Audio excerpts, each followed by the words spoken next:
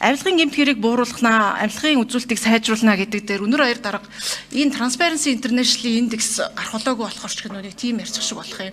Энэ дээр хууль зүйн сайд хэрвээ энэ үнэлгээгээ хийдэг бол яг өөрөө хариулаад өгөөч. Энэ авилгатай тэмцэх үндэсний хөтөлбөрийг хэрэгжүүлнэ. Тэгжээж арилгын индекс шалгуур үзүүлэлт нь байгаад за түрүү жил бол суур юун 110 болсон.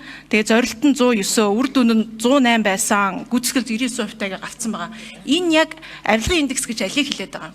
Миний мэдж байгаагаар Transparency International дээр Монгол улсын авилгын индекс сүүлийн 2-3 жил 114 дээр байгаа. 110, 109 руу орсон ерөөсөө байдал байхгүй.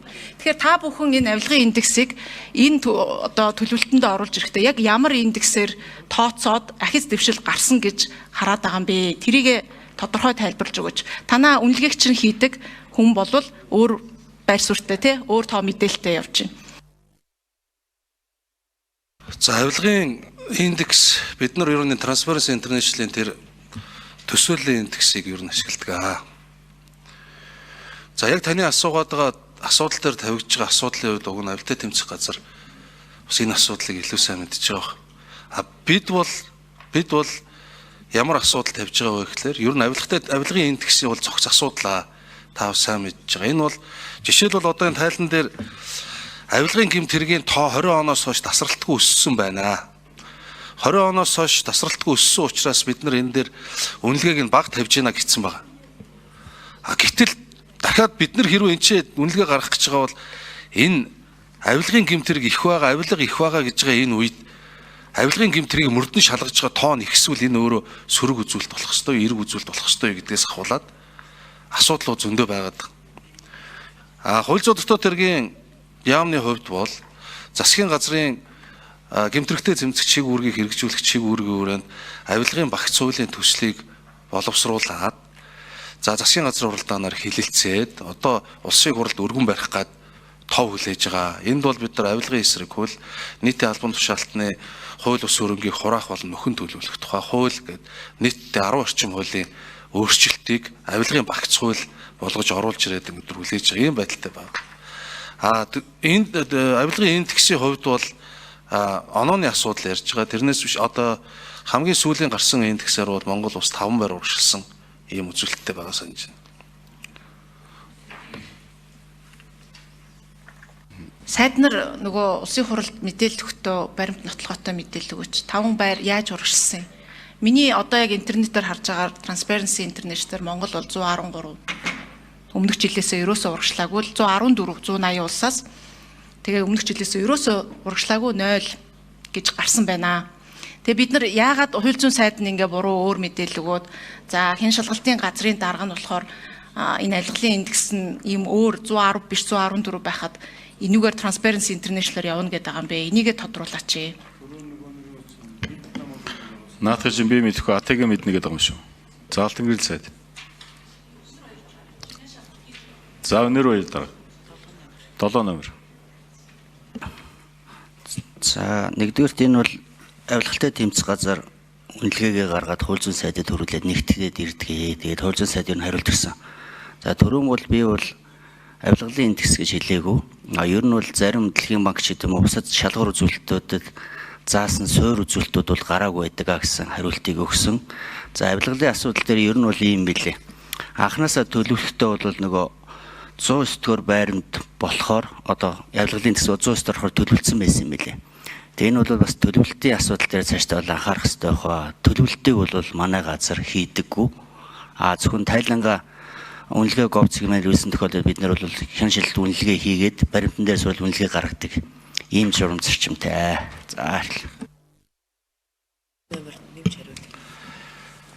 За энэ ичээл заагаад байдгийг яах юм бэ? Учирлаа да.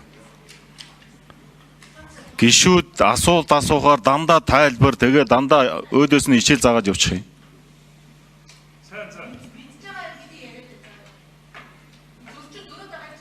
Тэр зөрөөд байгаа асуудлыг ярьж штэ наа чи.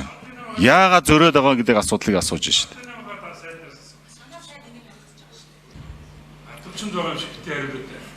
Би хариулчаа юунаас найдаад чи ялах юм байхгүй штэ. Ерөөсөө өөрсдөө сайдан ажил хийхгүй. Бүрд орж шүүн сүлдэж орж байгаа бити хурлын үлээд байгаа. Мантхаа гүшүүн. За. Буруу ойлголт төрчих гээд байна л да. Монгол улс авилгын индексээр урагшилсан гэдээ ирсэн худлаа ярьж гин. Худлаа ярьлаа гэдэг юм асуудал тавилаа. Тэг хүмүүс тэгээ буруугаар бодоод үлдчихвээ. Дараа нь мөнх соёл гишүүн хүртэл одоо тэр үгийг номин чимэг гишүүн хэлсэн учраас хүлээж аваад ийм байна гэд дурдж байгаа. Тэгэхээр бас хүмүүс үзээд нэр ингэсэн байна гэж бодох баг. Монгол улс 2024 он Transparency International-ийн авилгын индексийн үзүүлэлтээр 7 байр урагшилсан. Бид рүү 5 гэж харин ч дутуу хэлсэн байна. 7 байр. Гэхдээ энэ нэг гавья байгуулаад авилгын индекс буураад байна гэдгээрээ биш. 24 онд гэхэд жишээлбэл Батмөрийн их хоёр сайд бид хоёр энэ 24 онд ажил үүрэг зэрэг гүйцэтгэж ийсэн. Тэгэл гарч байгаа л үр дүн. Хамгийн гол нь бас энэ мэдээлэлтэй бодиттой байгаасай. Буруутгалаа бас бодиттой хэлээсэ. Бас ард түмэн үзэж байгаа харж байгаа энэ зүйл дээр бас нэлээд судалгаатай яриасаа гэж хүсэж энэ мэдээллийг өгсөн юм аа. Баярлалаа. За энэ 7-гийн 1 дээр авилгалын үзүүлэлтийг сайжруулна, авилгалын гэмт хэргийг бууруулна, авилгатай тэмцэх үндэсний төлбөрийг хэрэгжүүлнэ гэдэг. Тэгээд тэрнийгээ 100% гэдэг тавьдсан байгаа. Тэгээд авилгал хаана байхгүй болцсон. Монгол орныг энэ авилгал хэрн сүлжсэн байгаа. Тэгээ энийгээ ингээд 100% тагээд ороод ирэх тэр хүмүүс бухимдах нь аргагүй байхгүй. Тэгэхээр ийм байдлаар одоо жишээ нь энэ 3 өөр дүгнэлт байгаа болохоор чинь энэ дээр нь тэгээд хамгийн сайнуудаа ялгаад оруулсан байгаа шүү дээ. Муунууд бол тэр тэргүй энэ дүгнэлтэнд бас ороогүй байна. Муу юм нуугаад үлдсэн л байгаа яамнууд бүгдээ. Ийм байдлаар оруулж ирчээ тэрнийгээ одоо ингээд биднийг дахиж сайн дүгнэ гэдэг ийм л юм яриад байгаа нь одоо болохгүй байхгүй. Энэ дээр юу болохгүй байна гэхээр энэ ерөөс засаглалын одоо гол одоо хүнд зориулсан намуудад зориулсан ийм одоо яамдуудыг байгуулад тэгээд 24 шамт сайттай билүү тийм ээ. Ийм болгоод 20 яамтаа болгоод ингээд явчихтар чинь ерөөсөө ингээд нэг тийм ажил төрлөө булаацсан баахан хүмүүс энэ одоо хүн зориулсан яамдыг бий болгосноос болж ийм зүйл бий болж байгаа. Тийм учраас энэ одоо засаглалын хямралаа сайжруулах, зөв болгох, тэрний үндсэн дээр хүнд суртал буурах энэ бүх зүйлүүдийг хийх ёстой байхгүй. Тэг яг хамтарсан гिचээд яг ингээд нэг яг Монгол Ардын намынхан бодохоор ингээд хэдэн гişүүдээр ингээд өнөөхөл одоо хамгийн их гал барьж байгаа, хамгийн их ажил хийж байгаа, хамгийн их зовдонтой тулж байгаа тэр арилсан намын нөхдүүд рүү дайруулдаг ийм л ажил хийгээд байгаа юм л да.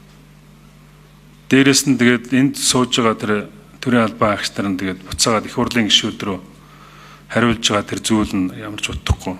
Авилгал хүчтэй явсан учраас ам бүхтэй өнөөдөр хүртэл байж байгаа байхгүй. Тэр компаниуд авилгал өгсөн учраас та нарын толгойдор гарцсан байгаа байхгүй.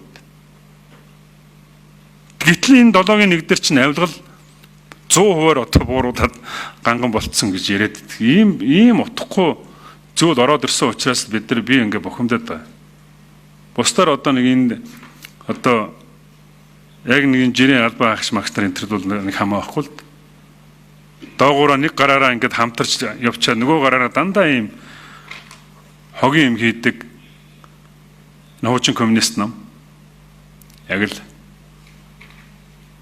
тэгэл юу ч хийхгүй сайд нар үнэтхэн сайд манай энэ учрлаас бусд нь юу ч хийхгүй тэгээ нэг халамж тэр нэг хамгийн тэр одоо нэг тараадаг мараадаг бүх яамд нар очиж сууч юу ч хийхгүй халуун гал атахгүй. Тэгээд ерөөсөө ийм байдлаар одоо энэ засагт хамтран гэх юм бол одоо ийм байдлаар хүмүүс дээр төлөд явна гэх юм бол манай хэд засгаасаа гарсан дээр те.